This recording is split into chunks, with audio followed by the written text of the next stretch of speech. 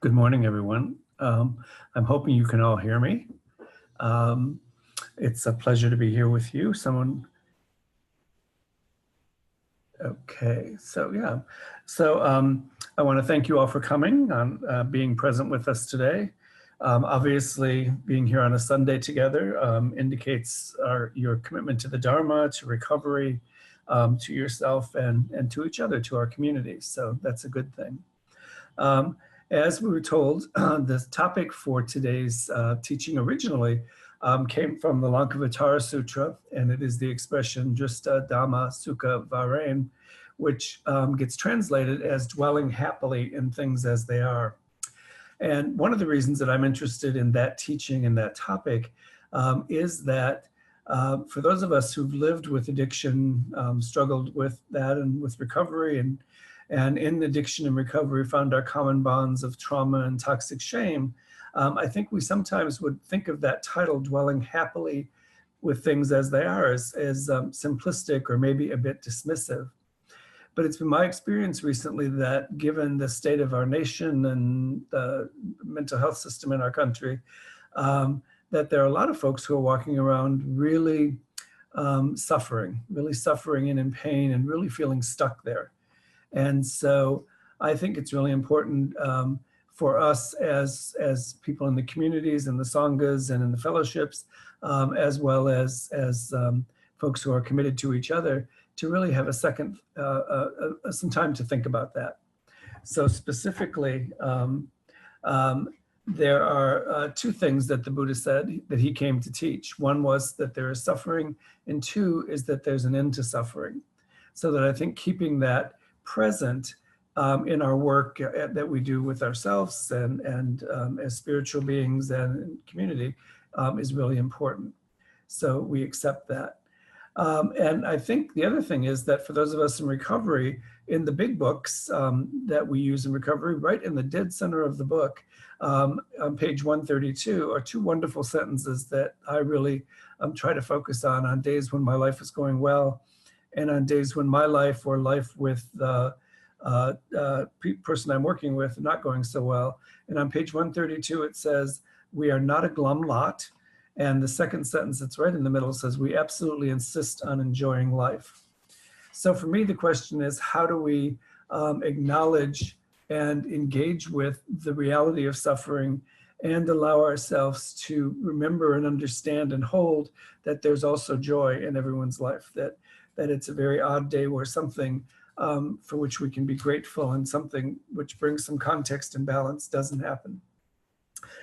So the Buddhist teacher, Gil Fronsdal, says that renunciation is one of the most beneficial, empowering, and freeing practices in Buddhism. Its purpose is to heighten the best qualities of our hearts and minds, he teaches us. And he uses the example, in fact, of abstaining from drinks or drugs as the fifth ethical precept is an important practice. So we welcome our suffering and delusions when they arise. We notice them, but we don't cling. We let them go, and we acknowledge that happiness is also present, not one, not two, not separate.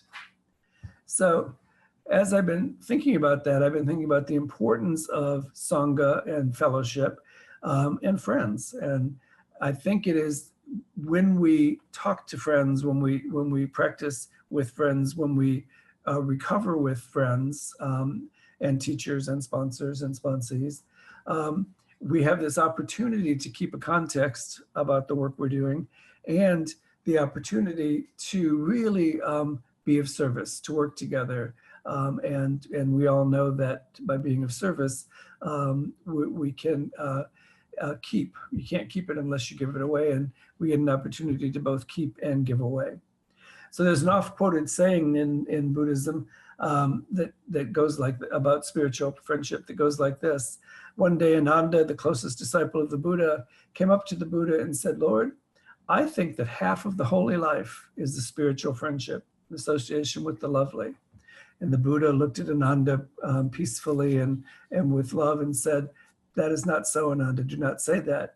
It is not half of the spiritual life. It is not half of the spiritual life. It is the whole of the holy life." So I think it's really important that that teaching of the Buddha, that really instructs us to work together and to hold each other in suffering and to hold each other in joy and to make sure that we balance all of those things out. Ajahn Amaro, who was writing about this same quote, says that the Buddha was saying two things. One is the importance of friendship, and also the intimacy with the lovely, which he interprets as being the ultimate truth or awakening. He says these two things support each other, are like-minded companions and associates in the spiritual path, and our ability to awaken to that which is lovely. So the word, as you probably all know in Pali, in ancient text, for friendship is kalyanamita. And it quite literally means lovely, kalyana, and mita is friend. So it's having a lovely friend, a friend who can help you and who you can help to achieve the shared goals that you have.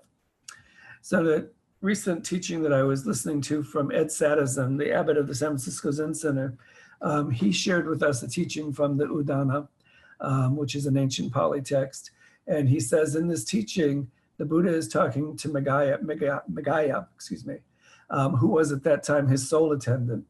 And Magaya wanted to go off and meditate under a beautiful mango tree that he had found, wanted to achieve enlightenment, thought he had seen a model for this in the Buddha's awakening. So the Buddha said, not a good idea. You should wait till there's another monk. Don't go, by yourself. And don't leave me alone, also, the Buddha said. But he really insisted. And so the Buddha said, well, if that's what you want to do, go ahead. So he went, Magaya went and sat under the tree. And 24 hours later, his mind filled with doubt and desire and confusion. He came back to the Buddha and explained that to him. And the Buddha said, well, it's important that that you understand that it is not just by sitting under the tree, but that there are things that we can do that encourage us. And he said, when the following 5 things the Buddha taught in that lesson. So he said, first is this is from the Buddha, having a good friend in the Dharma. Second, frequent conversations that inspire and encourage practice. Third, diligence, energy, enthusiasm for the good. Fourth, insight and permanence.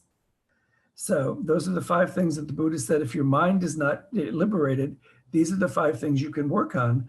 And all the other 4 of those the Buddha taught come from having a good friend in the Dharma. So living according to the precepts happens when you have context with someone else. Frequent conversations obviously require multiple people. Diligence, energy, and enthusiasm best happen when working together. So how do we develop these relationships and work with them? Well, in recovery, we have sponsors and sponsees. We have people that we see at meetings or support groups that we might go to. In Buddhism, of course, we have teachers and we form sanghas. And all of those allow us to develop relationships. And Ajahn Amaro teaches that according to him, relationships fall into 2 basic categories. In one kind of relationship, we relate to the other person with a sense of separateness. The other person, in the other kind of relationship, we do it with a sense of wholeness. So in the first kind, he tells us that the relationship of separateness hinges on a profound sense of me and you, self and other. And this is sort of very concrete and solid. We look to the other person to fulfill a need, something that we think that we need, and sometimes that's even a good rival or an enemy, but it's a sense of separateness. So this kind of relationship or friendship has the quality of dependency to it. In the other kind of friendship, the wholesome one, the wholeness one, is where our association with another person is based not around the sense of self at all, but it's based on an attitude of relinquishment or unselfishness, of openness, rather than of neediness. And we can bring about truly spiritual relationships as we develop our mind and as we develop our mind with other people. So we develop this inner joy and a release from our own being without creating a state of unwholesome dependence.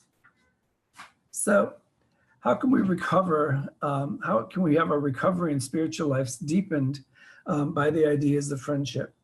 So, it's clear in the in the big book again, when we talk about what we're supposed to do in step 5, it says we should take some time, really careful time, to figure out who and what we really are, and followed by a sincere attempt to become what we could be. And in Buddhism, we have the concept of meditative inquiry, we look at ourselves and we think about where we have fixed views, where we've been unwilling and in some cases genuinely unable to look where we're stuck. And we look for the incongruence between who we currently are and who we would like to be. So for those of us that practice in meditation and recovery communities, those two things obviously are very nicely intertwined with each other and allow us to take a good look at where we are and where, by working with teachers and sponsors and good spiritual friends, we can move together. It's also clear that we can't do this work alone, and we do it best in fellowship, or as the Buddha taught, in Kalyanamitta. So I was looking at a book this week that probably many of you have seen, or all of you maybe. It's by Brene Brown, and it's called The Gift of Inspiration. And she says that when she did that sort of looking at her own life, she figured out and decided and admitted that she just simply couldn't go on anymore the way she was. So she took a look at who and what she had become and said, I can't do this anymore. And what she found by working with other people was that she needed to find a way to stay on her feet, to stay present in the present moment, no matter what was going on. So not just on good days, not just on bad days, but to just be able to stand and go deep in terms of what was actually going on. So she talks about what she learned from the people that she worked with, and she worked with lots of folks. And so what she said was that she learned that they cultivated two things. One was calmness and the other stillness, and that they made these two behaviors their norm, so that they worked actively, as the Buddha said earlier, to get rid of that reactivity. So calmness she defines as creating perspective and mindfulness while managing emotional reactivity. These are people who bring perspective to complicated situations and feel their feelings without reacting to heightened emotions like fear and anger.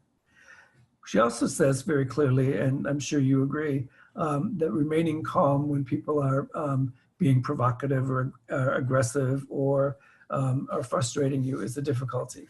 And it's true for all of us. So this is not something that comes naturally to anybody, much less those of us who are dealing with addiction and recovery.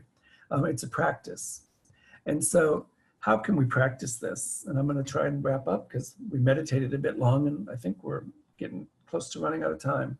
But I'll just say a few more things. One is, how do we practice this and how do we deal with the things that do come up in life? Well, Brene Brown says herself, she stops whenever something is provocative or feels like a trigger for her. And she says, she asks this question: do I even have enough information right now to make a decision or form a response? So that's a teaching. Thich Nhat Hanh has a similar teaching. He says whenever anything provokes you, that you should stop and say, is it true? Is it useful? And is it necessary? And that by stopping long enough to ask those questions, Brene's or those of Thich Nhat Hanh, we get a couple things. One is you have a chance to answer. And the other is that in those moments that you take to ask those three questions, it's very possible that the urge to respond immediately will dissipate and you won't have to do that. So stillness, she says, is much simpler. This is where we create a clearing. It's about opening up an emotionally clutter-free space and allowing ourselves to feel, think, dream, and question. So if we stop, we don't have to run around being busy all the time and trying to avoid the bad stuff or trying to chase the good stuff. The truth of our lives will catch up with us. And that's a wonderful way to move forward. So I had some other thoughts, but I don't want us not to have any time for questions. So feel free to put questions in the chat room or to ask questions of myself or anybody else in the group. Thanks, everyone. Well, while we're waiting, I'll just add for people to think about that. One of the things is that many of us have been so hurt and damaged by the time we get to recovery or to the sanghas that we're not sure how to reach out to other people. And in her wonderful book, 8-Step Recovery, Vimalasara offers some really wonderful advice that starts with just be kind to yourself. That's the first thing. And if you find yourself white knuckling it, trying to go it alone, you know, saying that awful thing that we say to each other, it's okay, I got this. That's the time you know that you need compassion and that you should reach out. And she says, if you're not ready to reach out to another person yet, here's what you can do. You can reach out to Avalokitesvara, the Bodhisattva of compassion, and just say, I need compassion, I need kindness, and I need to have the willingness to be willing to talk to other people. So that would be an important tool.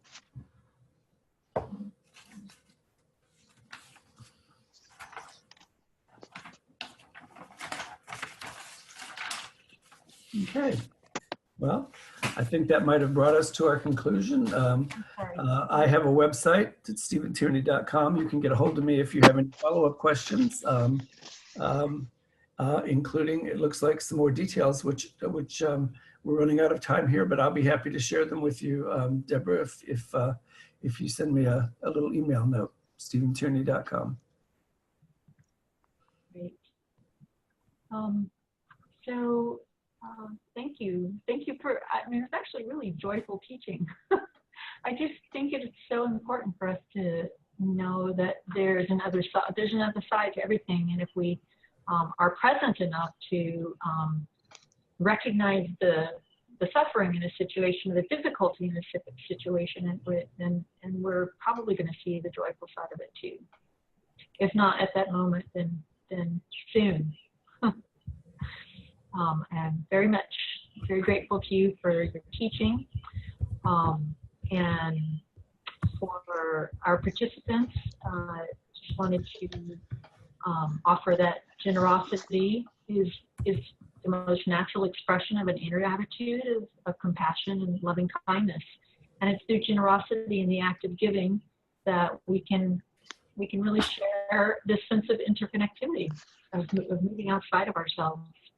So I'm going to paste the Donna link up one more time. And you, as I said, this will be open after we close, after we finish here. And next week, next month on September 2nd, Ruth King will be speaking, and Thomas Valentine, who is our other wonderful volunteer, will be hosting. So we invite you to join us then. And that's all we have for you today. Thank you so much. And this will be available in a video probably by Tuesday or Wednesday of next week on the website, the BRN Academy website. Thank you so much. Have a good day, everybody.